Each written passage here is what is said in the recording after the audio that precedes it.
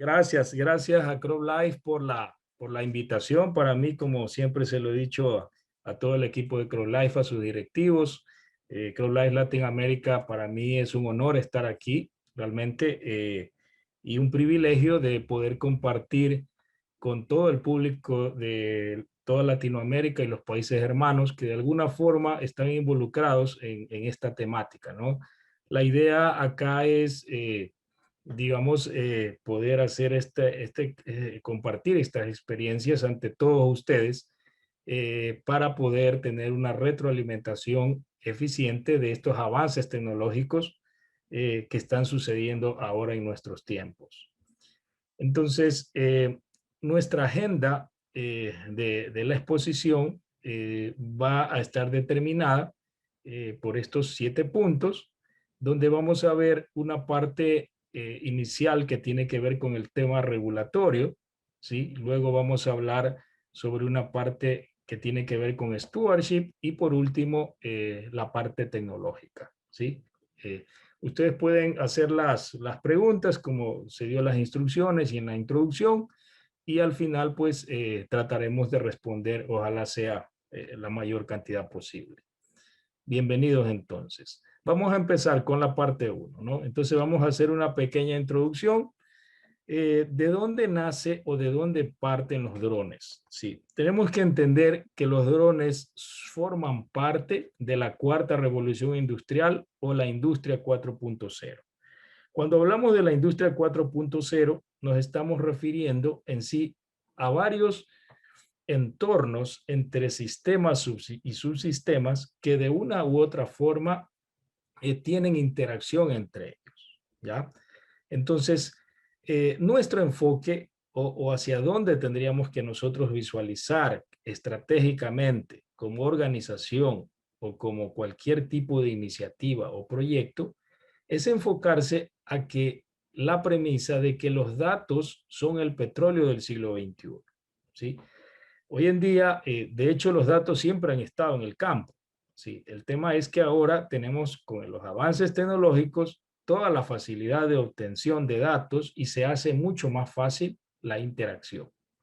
De tal manera que aquí involucra la robótica, inteligencia artificial, sensores, manejo de información, el Internet de las cosas, y los drones son prácticamente unos robots que tuvieron una programación, que tienen un sistema de control y que de alguna u otra forma nos generan o genera un trabajo y por supuesto van a generar mucha información y data.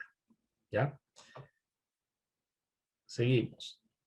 Si nosotros vemos cómo es o cómo tiene que ser el impacto de la agricultura digital visualizándonos hacia el futuro, tenemos que ver en su contexto a toda la cadena de valor agrícola. Y aquí hablamos desde la siembra, por supuesto, la protección de cultivos, la cosecha y, por supuesto, ya el tema de exportaciones, inventarios, ganancias o todo lo que tenga que ver, ¿no? Y vemos que básicamente la cuarta revolución industrial puede enfocarse en cualquiera de estas subsecciones de esta cadena de valor, ¿ya? Entonces, lo que vamos a ver acá es simplemente una pequeña parte, si de toda esta cadena de valor, en donde está enfocado o donde se utiliza, que es la parte de protección de cultivos, pero la idea o el mensaje es que tenemos que ver a toda la cadena de valor como un conjunto de sistemas y subsistemas donde hay oportunidades de la inclusión de la agricultura digital.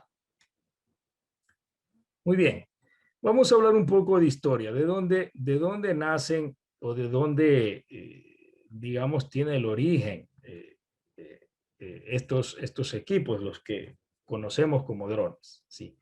Generalmente, estos equipos tuvieron sus inicios de los años 1800, ¿no? Donde prácticamente ahí utilizaban los globos aerostáticos que por su digamos su funcionamiento físico entra en el grupo de los aerodinos. Quiere decir que el peso es más liviano que el aire y pueden flotar, ¿no? en este gas. Y lo que utilizaron en ese tiempo los ejércitos es para, o como un motivo de guerra, ¿no? O sea, utilizaron siempre como para dar sorpresa o un enfoque de estrategias de guerra. Y todos estos vehículos generalmente fueron desarrollados, si vemos de una manera empírica, podemos decir, en esa época, para luego ya empezar a utilizar los sistemas que se componen los aerostatos, es decir, equipos que son más pesados que el aire, y de alguna forma, cuando en 1898, el científico Nikola Tesla ideó el radiocontrol, que fue una invención enorme en ese tiempo, donde él hizo un proyecto que podía manejar a control remoto un barco, que hoy en día nosotros un control remoto lo encontramos en un supermercado o en un lugar donde venden juguetes para los niños y no es novedoso, pero para la época era muy novedoso.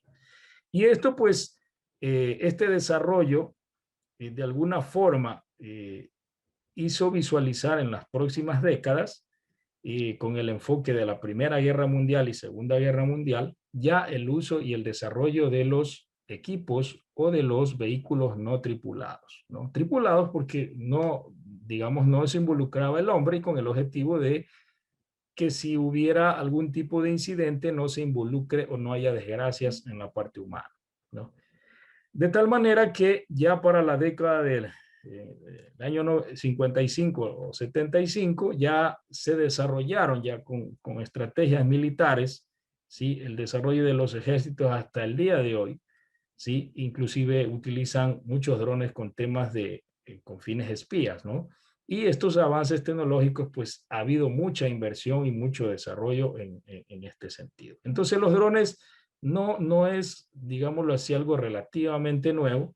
El tema es que en la agricultura, para la agricultura sí, digamos, tuvimos un efecto nuevo desde los años 80, pero hoy en día para nosotros se convierte en una novedad, ¿no? Entonces, un poquito para revisar la historia. ¿Cuál ha sido la evolución desde el año 2014? Si nosotros visualizamos cómo ha sido el uso de los drones en Asia, que es digamos, el sector del mundo donde se utilizan la mayoría de drones, vemos que el crecimiento ha sido enorme en uso de estos equipos o sistemas de aplicación modernos y los alcances que ha tenido con respecto a las áreas extensivas de cultivos en la aplicación o en los usos, ¿no? De acuerdo a Goldman Sachs, se prevé que el sector agrícola será el segundo mayor usuario de drones y vemos también una cifra importante sobre la tasa de crecimiento anual compuesta que estiman del 18.5% desde el 2018 hasta el 2026. Entonces, eso indica que hay un mercado, hay un potencial enorme que está creciendo, ¿sí? Y que hay la posibilidad de incursionar o desarrollar, digamos, nuevos negocios con estas nuevas tecnologías. El caso actual, por ejemplo, se están utilizando estos drones, entiendo, en algunos países como o como utilizarlos para desinfectar áreas de COVID-19, ¿no? Por ejemplo, estadios, teatros, etcétera. Ustedes pueden ver que de alguna forma están utilizando estos, pero ya no con fin agrícola, sino con otros fines, ¿sí?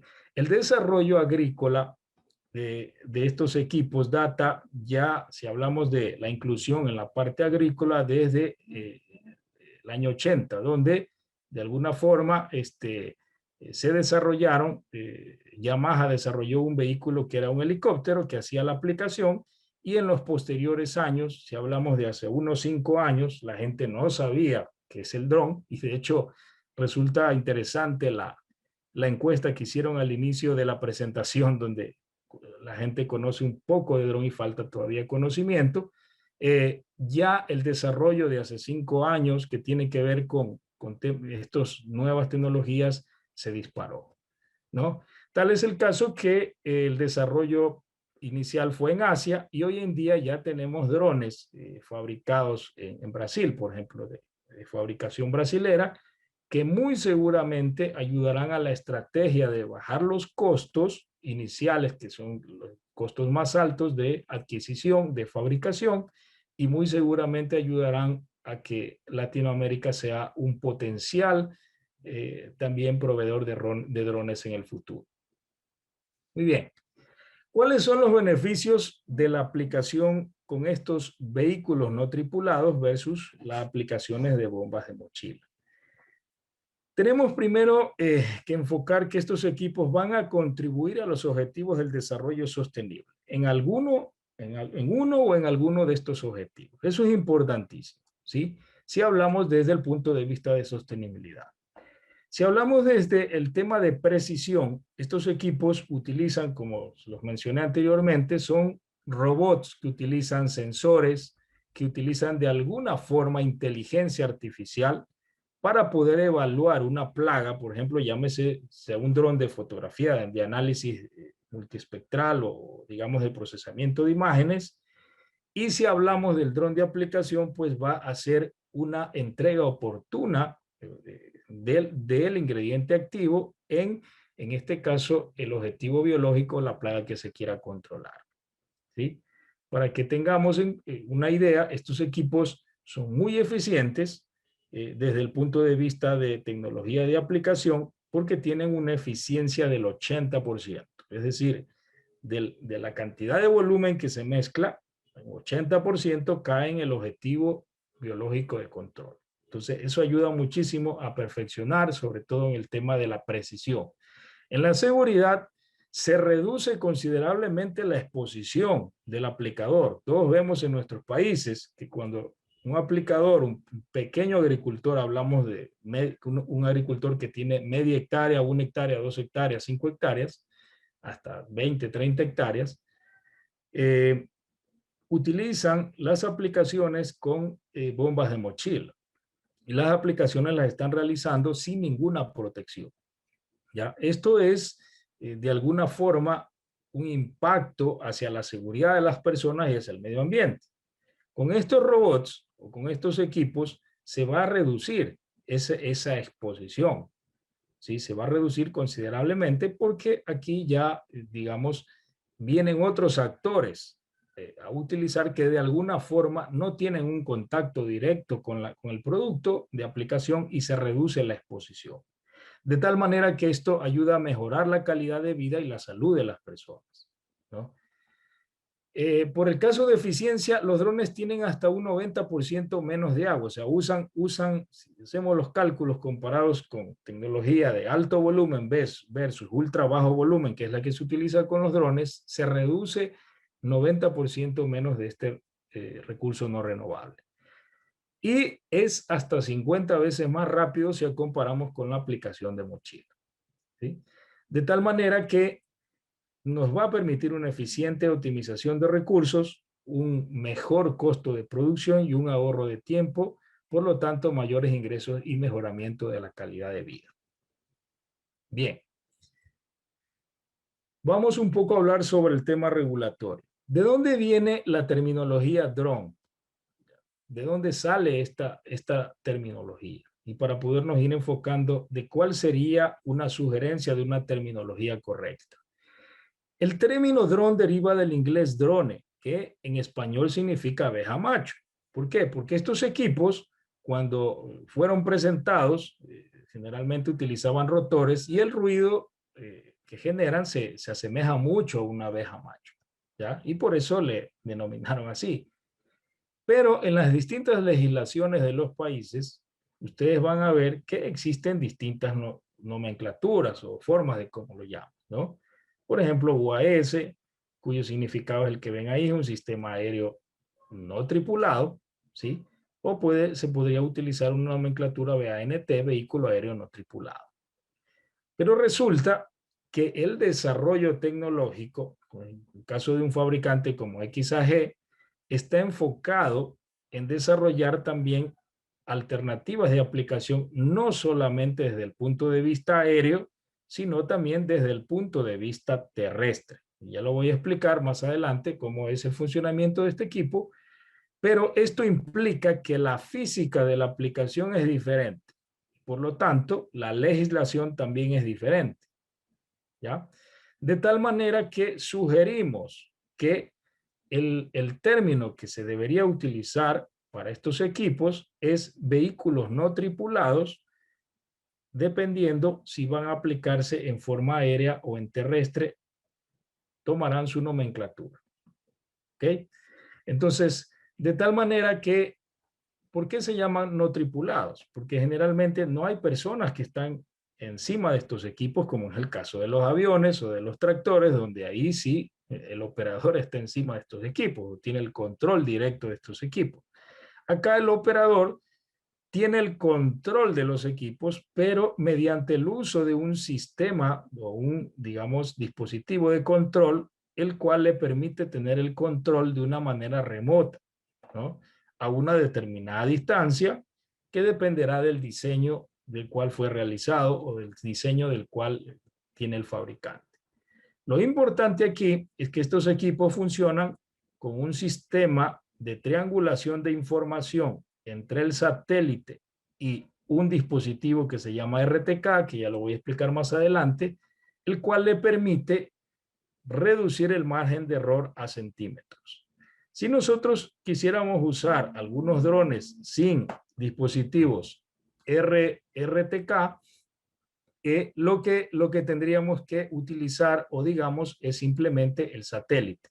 Y esto pues le va a dar un margen de error mayor, hablamos de precisiones de hasta metros, ¿no? Es decir, si usamos satélites 1 metro y si usamos RTK bajamos a centímetros. Entonces dependerá de cómo lo quiera manejar en este caso el proveedor o el agricultor.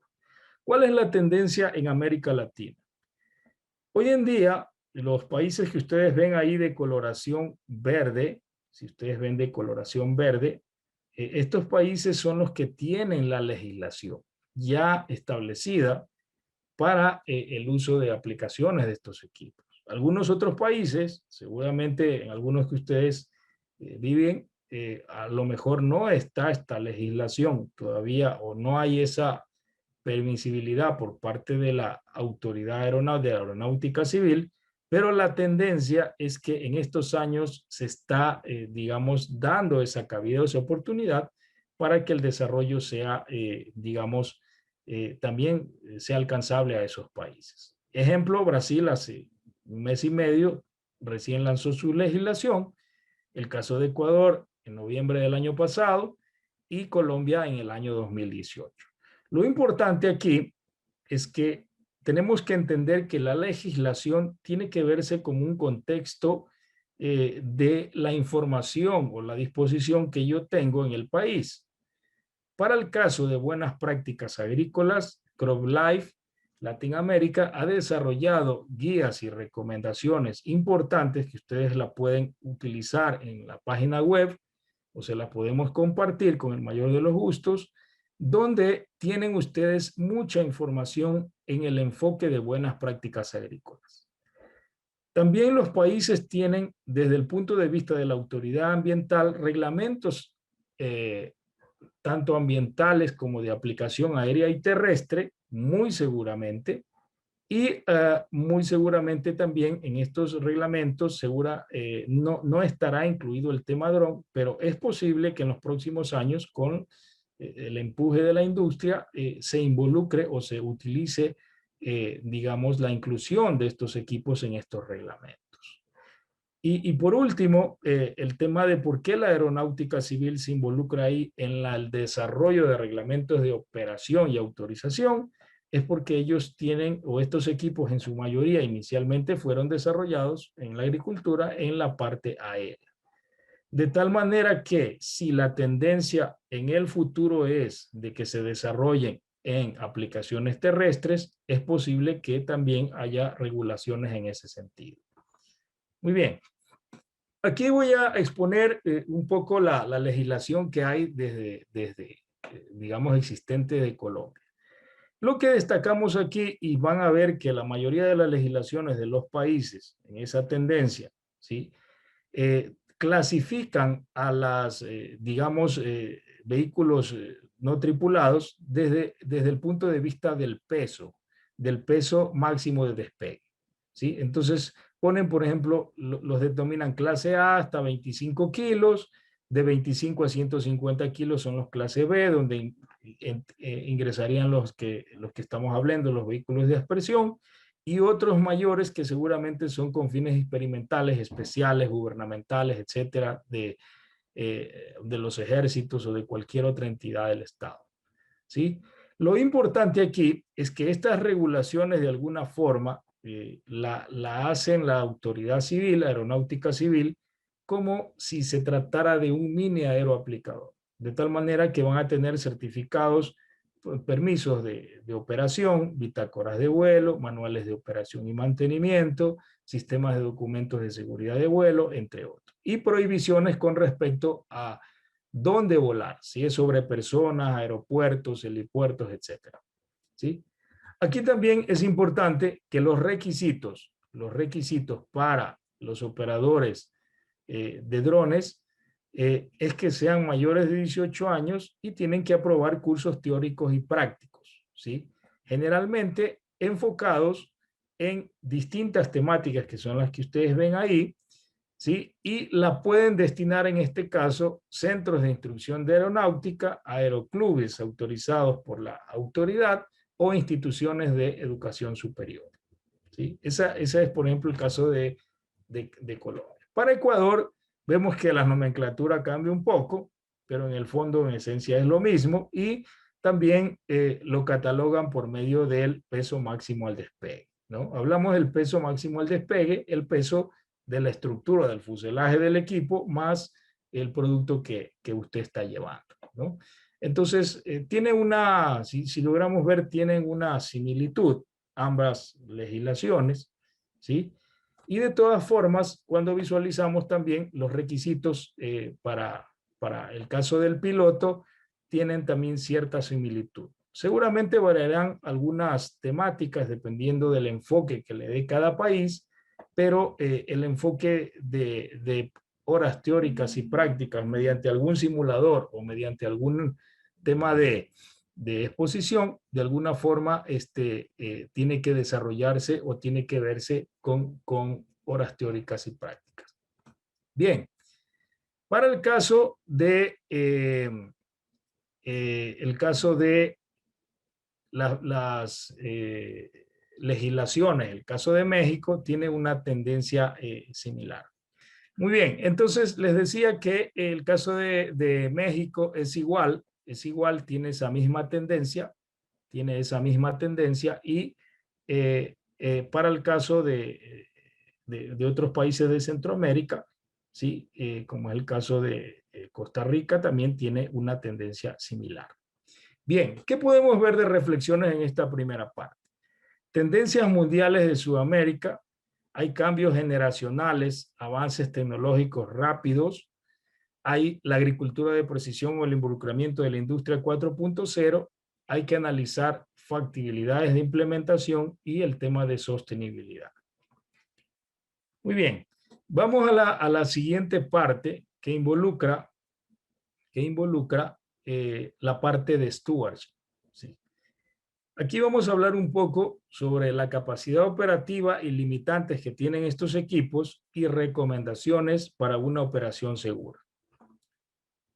Bien, primero, como les mencionaba, todas las iniciativas que se desarrollan con base en esta tecnología está enfocado en el cumplimiento de los objetivos del desarrollo sostenible. Pero los proyectos o los programas que se desarrollen o las empresas que desarrollen de alguna forma o incursionen en esta tecnología van a tener que cumplir todos estos puntos que se mencionan aquí, ¿no? Entonces hablamos del tema de legislación vigente, la logística, que es la parte más fuerte, la protección personal y del ambiente, el tema operativo, algún modelo de negocio y otros que de alguna forma dependerá de su radio de acción. ¿Cuál es el desarrollo de estos equipos que han tenido en el tiempo? Pongamos el caso de este fabricante de DJI Agras, donde de alguna forma vemos que esta nomenclatura que ustedes ven, Agras T10, el número 10, involucra la capacidad del tanque del volumen de mezcla para obtener su rendimiento operativo. Entonces, el T10 tiene hasta 30 hectáreas, puede usarse, digamos, según los fabricantes, hasta 30 hectáreas por día. el T20 hasta 60 hectáreas por día, el T30, que sería el próximo a salir, 75 hectáreas por día, y hay otros drones para análisis espectral y temas de análisis y mapeo de información. De alguna forma, ¿sí? Estos drones lo que tratan de hacer en estos desarrollos o la tendencia es a que el tanque o el volumen de mezcla que se utilice vaya en aumento. ¿Ya? Hoy en día ya se habla de 40 litros y muy probablemente seguirá aumentando en el tiempo. Esto le ayuda a tener mayores rendimientos volumétricos, ¿sí? Y de acuerdo a esto, pues la capacidad del dron será diferente, ¿ya? Si hablamos de los costos de mano de obra, por ejemplo, el costo que involucra el alquilar o utilizar estos equipos, estamos hablando de costos de $17 hasta $35 por hectárea y de eficiencia de tiempos de 10, digamos, de drones de 10 litros, se pueden aplicar 4 hectáreas por hora o 20 hectáreas por día, de 16 litros, 8 hectáreas por hora o 40 hectáreas por día. ¿Ya? Entonces, dependerá mucho del volumen del tanque de aplicación. Aquí vamos a hacer una analogía con respecto a lo que da esta fuente, Boston Consulting Group, respecto a la división de ingresos con respecto a esta tecnología. Sí, entonces, aquí vemos, por ejemplo, el caso de un dron Agras 320 que cuesta alrededor de $20,000 a $25,000, más o menos, o sea, estoy hablando del dron más los accesorios, y cómo los cálculos los hacen generalmente rápidamente los emprendedores, porque ellos dicen, bueno, yo voy a tener que de egresos $1, por ejemplo, por hectárea del dron, $2 por batería, 28 por piloto, etcétera, etcétera, y hacen este cálculo. Entonces, al total, si por ejemplo yo hago un negocio de 25 hectáreas para aplicar, ¿sí? A $25 el costo de aplicación, tendría este ingreso en estas 25 hectáreas. Con los egresos calculados en estas 25 hectáreas, yo hago la resta y digo, es muy rentable el tema del uso del dron. Y entonces eso hace que haya un interés, sobre todo para los proveedores de servicio, pero el tema es que no es tan sencillo. O sea, hay que analizarlo desde otro punto de vista o, digamos, de una manera más precisa. Entonces, aquí, primero, hay que evaluar seguros contra terceros del dron, ¿no? El tema del seguro del dron mismo. ¿Qué pasa, por ejemplo, si a mí se me cae un dron? ¿Qué hago ahí? Se me cae el negocio. Entonces, todo eso tengo que evaluar. Número de baterías, planes de mantenimiento preventivo, correctivo. Si tengo un representante en la zona que me provea repuestos. Si se me daña una hélice y no tengo repuestos, se me para la operación. ¿Ya? Entonces, todo esto hay que visualizarlo. El tema de certificados de pilotos, cursos en buenas prácticas agrícolas, equipo de protección, manejo de residuos. ¿Será que mi personal está formado? La logística de transporte, ¿en qué vehículo lo voy a transportar? ¿Qué radio logístico de operación tengo? ¿Sí? Tengo que sincerarme cuál es mi capacidad operativa y mi radio logístico. Tasa interna de retorno para calcular en cuánto tiempo realmente recupero la inversión y sobre todo el servicio de valor agregado y calidad de la aplicación que tengo que dar. ¿Por qué? Porque no me sirve nada esta tecnología si la calidad de la aplicación es deficiente. Por eso aquí estos estudios dicen que el 48% está en la calidad del servicio, el valor agregado, y una parte en las operaciones y el piloto, porque el piloto da o garantiza la calidad de la aplicación. ¿Ya? De tal manera que en algunos casos los costos van a variar de cómo debería cobrar, en este caso el proveedor, si es dólar por hectárea, si es dólar por día, si es volumen o dólar por volumen por hectárea o por árbol. ¿Ya? Entonces las dimensiones son diferentes. Hemos hecho iniciativas o desarrollos de proyectos en campos o en alturas de 2.900 a 3.500 metros sobre el nivel del mar y en donde vemos que estos equipos pueden volar sin ningún problema, ¿sí? En cultivos de papa o brócoli, por ejemplo. Otro punto importante es el volumen de aplicación. Aquí ustedes van a ver que el dron está en un rango de 1 a 10 litros, generalmente 20, 30 litros por hectárea y digamos los equipos actuales están en altos volúmenes. pero el volumen de que se va a utilizar en el dron generalmente tiene varios factores influyentes, como es el tipo de cultivo, el tipo de tratamiento, donde se va a realizar el objetivo biológico y condiciones meteorológicas del entorno, velocidad de viento, temperatura, humedad relativa. ¿Cómo funcionan estos equipos? Estos equipos generalmente se hace un mapeo muy simple, se visualizan los obstáculos.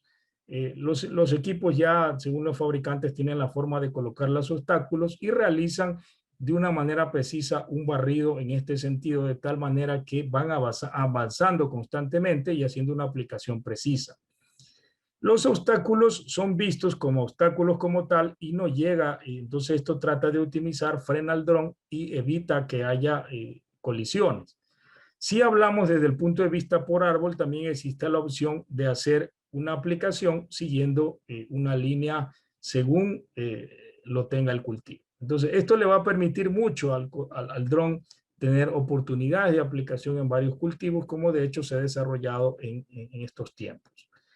La triangulación de la información del dron con el satélite y el RTK, como les mencionaba, generalmente le ayuda a reducir el margen de error de centímetros a metros. Es fundamental que en algunos casos la mayoría de estos equipos utilicen este dispositivo. Otra especificación técnica es el grado de protección IP, debe ser 67, es decir, 6 porque tiene una protección completa contra polvo y 7 protección frente a inmersión completa en agua. Recuérdense que en nuestros entornos hay polvo y agua y por eso deben estar resistentes a esta agresividad de los entornos. ¿Cómo debe ser la logística de un dron? Aquí vemos, por ejemplo, el caso de la experiencia de Nueva Zelanda. Es un equipo de un camión. Generalmente dependerá de su capacidad operativa. Aquí tiene todos los sistemas de generación de energía, mezcladores, manejo de residuos, etcétera. Y en el caso de países emergentes como los nuestros, en algunos casos se utilizan las camionetas comunes, pero ojo con las legislaciones o el tema de legislación en el tema de la logística. El tema de la logística dependerá mucho de su capacidad operativa, pero el enfoque también pues con el cumplimiento de las legislaciones locales de cada país. ¿Sí? Muy bien.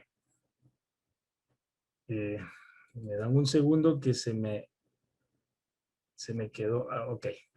Muy bien, entonces vamos a hablar un poco sobre deriva. Aquí yo no voy a explicar en detalle, simplemente veamos un estudio de deriva que hicimos con un sistema de aplicación terrestre, donde se pone papel hidrosensible en el cultivo y desde el punto 0 hasta el punto 10 de 10 metros se visualiza cuánto es la cantidad de producto. Una metodología a seguir, existen muchas.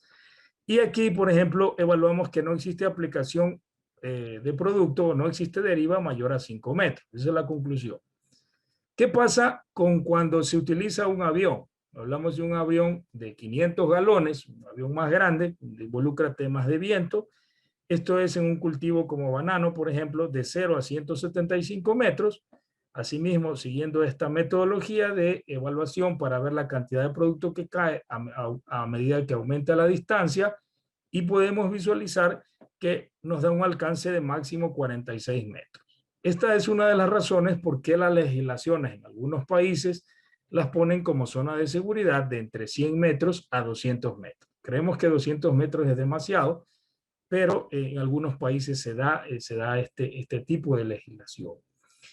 Muy bien, ¿qué pasaría con el dron? Aquí vemos en el dron resulta que tiene su ancho de pase de entre 5 a 7 metros, dependerá del modelo del dron, y la cantidad de producto también, dependiendo de la turbulencia que haga, es de 8 a 10 metros. Estudios realizados en Asia involucran que no existe o digamos o no cae producto hasta una distancia no mayor hasta 12 metros, ¿ya? Y dependerá de qué cosa, dependerá también de la dirección del viento y dependerá de la formulación de los productos que se utilicen, ¿ya? Por el caso, formulación SC le genera un tamaño de gota un poco mayor y esto le permite que haya menos deriva. Entonces, si comparamos con los sistemas de aplicación terrestres, como el Aguilón y el avión, técnicamente demostrado que estos drones o estos equipos generan menor deriva, ¿ya? un factor fundamental para tomar en cuenta las legislaciones que se vienen en el futuro. ¿Cómo son los test de derriba que hemos realizado en Ecuador? Similarmente, se ponen los papeles hidrosensibles, luego se hace la aplicación con el dron y evaluamos cuál es la distancia máxima de la cantidad para evaluar calidad de aplicación y distancia máxima del producto. Entonces aquí vemos que, por ejemplo, para nuestro caso, en ese estudio no nos daba mayor a 5 metros. Entonces dependerá mucho del cultivo, de la velocidad de viento, de la formulación del producto y otros factores. Lo interesante es incluir en modo general es que estos productos de alguna forma me dan una deriva mucho menor que los sistemas de aplicación actuales. Muy bien, otras aplicaciones a considerar. Las dosis de los productos de protección de cultivo deben mantenerse. Actualmente, lo que se hace es simplemente bajar de altos volúmenes, es decir, de 200, 300, 400 litros a bajo volumen. Es decir, hablamos de 18, 10, 12 litros de volumen de mezcla, manteniendo la misma dosis del ingrediente activo. Eso se recomienda. ¿Sí? El criterio de bajo volumen, el tema de deriva, ver el tema del objetivo de la plaga, el tipo de cultivo según la región y la eficacia de pulverización. Otra recomendación es la secuencia de mezcla sugerida. Nosotros primero ingresamos el agua, correctores de pH y dureza, luego entran los polvos, esta nomenclatura que ustedes ven aquí es de acuerdo a la formulación, luego vienen los líquidos, digamos, en sus formulaciones, luego los surfactantes, ayudantes, aceites, fertilizantes, retardantes de deriva y luego llenan o completan el volumen. Entonces dependerá mucho el orden de mezcla, sí. Y aquí también existen productos sólidos donde de alguna forma, si no se realiza una mezcla o una secuencia de mezcla correcta o la densidad es mucho mayor, sí pueden haber taponamientos y sobre todo en las bombas y en las boquillas. Generalmente, en el efecto spray de aplicación eficiente, el 75% lo da el equipo. Eso lo dicen estudios de la Universidad de China. Y la formulación un 25%. Entonces hay que tener en cuenta la formulación y el tipo de equipo. Muy bien, ¿cómo es el comportamiento de las gotas en el cultivo? Entonces, usted vemos que hay distintos tamaños de, digamos, ¿cuál es el objetivo de una gota mezclada con ingrediente activo? El ingrediente activo vende color rojo, el vehículo es el agua, se realiza la mezcla del producto y lo que tiene que caer es el ingrediente activo en el cultivo. Entonces, cuando hacemos gotas demasiado grandes, ¿sí? Generalmente, y hablamos de digamos, densidades foliares o cultivos demasiado densos, las gotas generalmente se quedan en la parte de arriba. A medida que vamos haciendo más finas, tienen mayores ingresos. Entonces hay que encontrar un mix entre tamaños de gota finas y gruesas para poder evaluar o visualizar en qué parte del cultivo tengo que hacer mi control. De tal manera que la recomendación es que previo a la aplicación, un día antes se tiene que calibrar un dron con agua limpia. Y calibrar un dron involucra que tiene que tomar en cuenta cuál sería su velocidad de vuelo óptima, su altura, su volumen en litro por hectárea óptima, su diámetro volumétrico medio en micras o tamaño de gotas óptima y de acuerdo al tipo de boquilla que utilice. ¿Ya?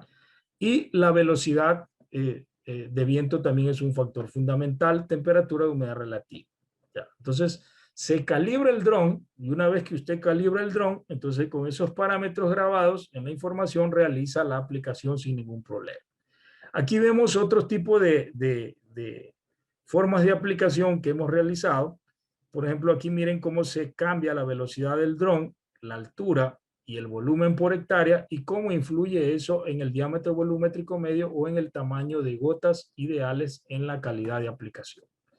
Entonces es fundamental, según el diseño del equipo, cómo tiene que hacer una aplicación u otra. Otro factor a tomarse en cuenta es el delta T o el caso de la variación de temperatura, ¿sí? Con respecto a la humedad relativa y la temperatura. ¿Sí? Entonces, generalmente aquí se recomienda utilizar estaciones meteorológicas o fijas o portátiles como las que se muestran y evaluar utilizando esta gráfica donde yo tengo que operar en esta zona verde. Es la única forma de poder hacer o entender las ventanas de aplicación o los espacios de aplicación que yo tengo en el día según la zona y según el cultivo. Muy bien, entonces para esta segunda parte hemos resumido el tipo de cultivo, manejo de deriva, la calibración del dron, mediciones de parámetros atmosféricos, la precisión con el RTK y GPS, la logística y los costos.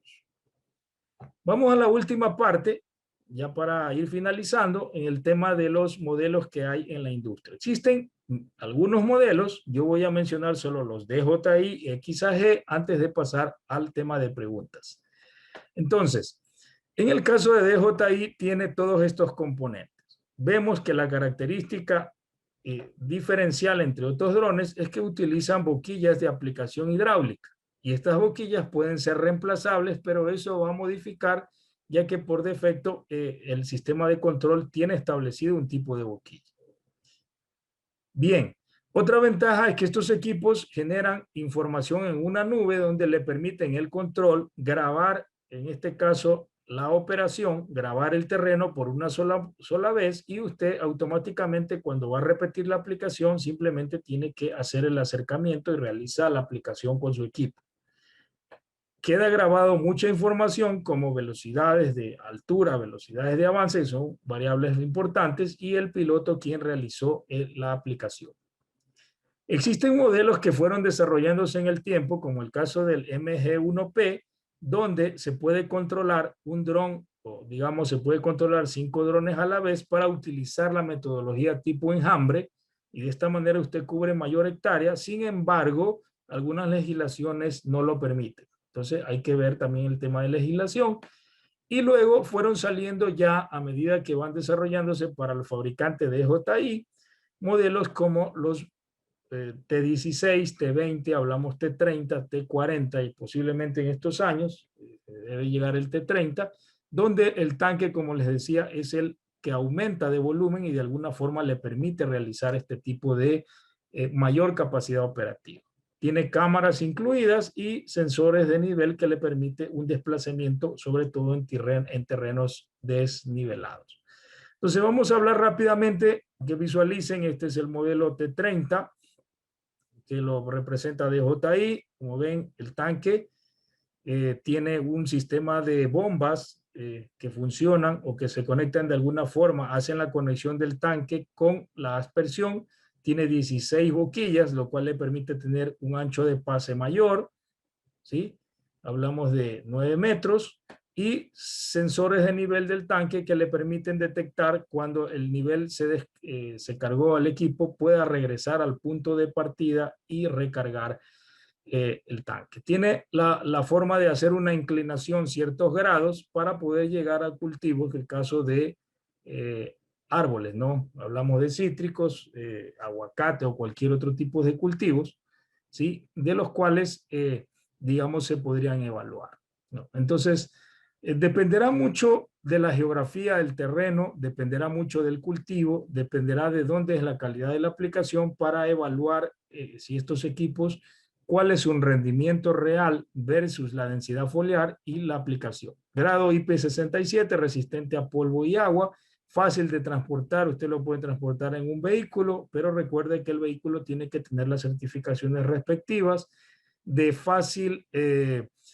adaptabilidad al movimiento, cámaras delanteras y traseras que le permiten visualizar cómo usted está avanzando en el equipo y una innovación de detección de obstáculos en modo esférico, lo cual le permite visualizar en tiempo real o detener o frenar el equipo para evitar cualquier tipo de incidentes.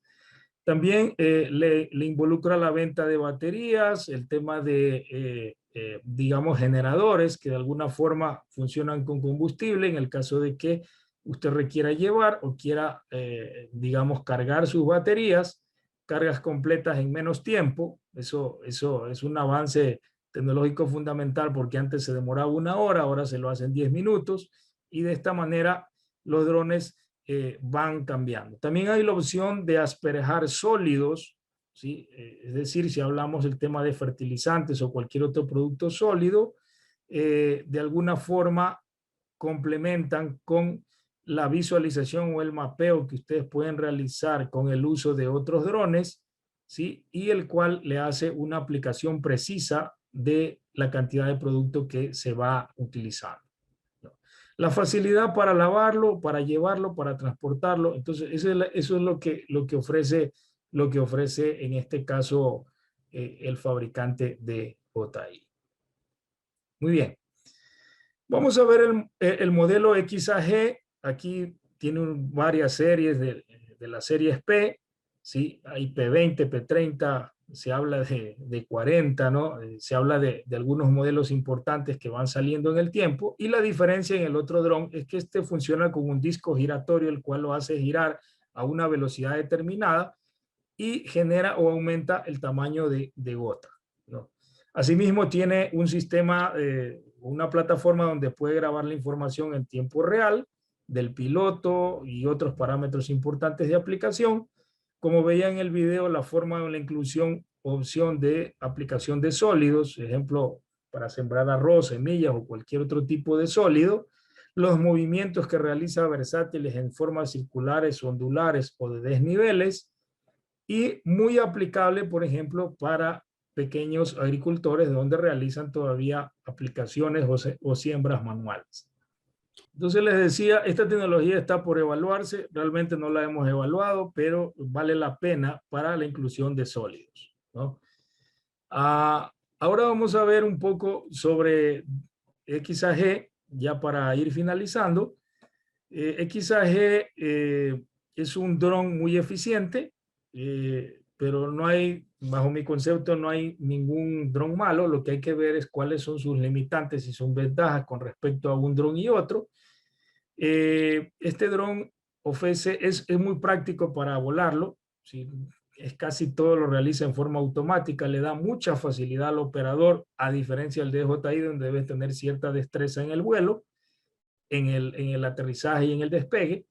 Pero este tipo de dron generalmente fue construido o fue desarrollado para evitar el cambio de, digamos, las boquillas. Entonces aquí tú puedes simplemente con esa versión automática llevarlo al dron una vez realizado el mapeo, y lo que se hace es seleccionar el tamaño de gota ideal según el cultivo, el volumen y según el objetivo biológico, ¿no? Entonces ahí vemos, por ejemplo, las oportunidades que tiene esta nueva tecnología en aplicaciones de arroz, de frutales y de otros cultivos. Puede utilizarse el control de dos drones a la vez. Sin embargo, como les decía, hay que visualizar la parte de legislación y la tendencia al aumento de el volumen del tanque, ¿no? Este dron también permite hacer movimientos giratorios para el caso de árboles, por ejemplo. ¿Sí? Como vemos ahí, la idea es poder que el producto tenga una aplicación eficiente.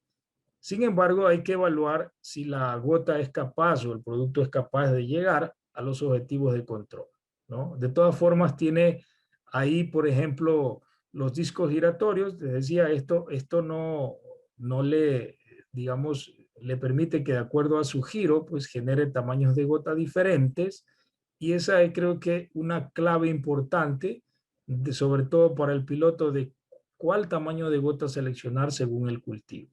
También existe la opción de incluir sólidos, como el fabricante anterior, ¿sí? Lo cual le permite realizar pues siembras. Como les decía, esto también está muy cuantificado y habrá que evaluarlo, ¿sí? El caso de desniveles o el caso de líneas de seguimiento para arbustos, para árboles, ¿sí? Y la precisión que, que va a dar, digamos, con respecto a la aplicación, porque él visualiza de una forma cuadricular, como ustedes pueden ver ahí, ¿no?